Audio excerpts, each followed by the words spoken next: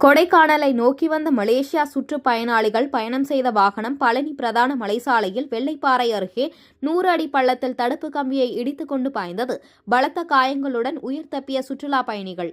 திண்டுக்கல் மாவட்டம் கொடைக்கானல் ஒரு சர்வதேச சுற்றுலா தலமாகும். இங்கு தினம்தோறும் தமிழகம் மட்டுமின்றி வெளிமாநில மற்றும் வெளிநாட்டு சுற்றுலா பயணிகள் வந்து செல்வது வழக்கம். இந்நிலையில் கடந்த சில தினங்களுக்கு முன்பு மலேசியா சுற்றுப்பயணிகள் சென்னைக்கு வருகை புரிந்தனர். 10 நாள் சுற்றுலாவிற்காக பெண்கள் உள்ளிட்ட 12 நபர்கள் பழனி முருகன் கோவிலில் தரிசனம் முடித்துவிட்டு பழனி பிரதான மலைசாலையில் கொடைக்கானலை நோக்கி இன்று மாலை வேளையில் சுற்றுலாவிற்காக வருகை புரிந்தனர். அப்போது வெள்ளைப்பாறை அருகே இறக்கமான சாலையில் டெம்போ வாகனம் வந்து கொண்டிருந்தபோது பிரேக் பிடிக்காமல் ஓட்டுநரை கட்டுப்பாட்டை இழந்த டெம்போ வாகனம் 100 அடி பள்ளத்தில் இரும்பு தடுப்புகளை இடித்துக்கொண்டு தனியார் இடத்தில் பாய்ந்தது. உருண்டு விபத்துக்குள்ளானது. இதனை பார்த்த இப்பகுதியினர் வாகனத்தில் பயணம் செய்து படுகாயமடைந்த நபர்களை மீட்டு கொடைக்கானல் அரசு மருத்துவமனைக்கு 108 ஆம்புலன்ஸ் மூலம் சிகிச்சைக்காக அனுப்பி வைத்தனர்.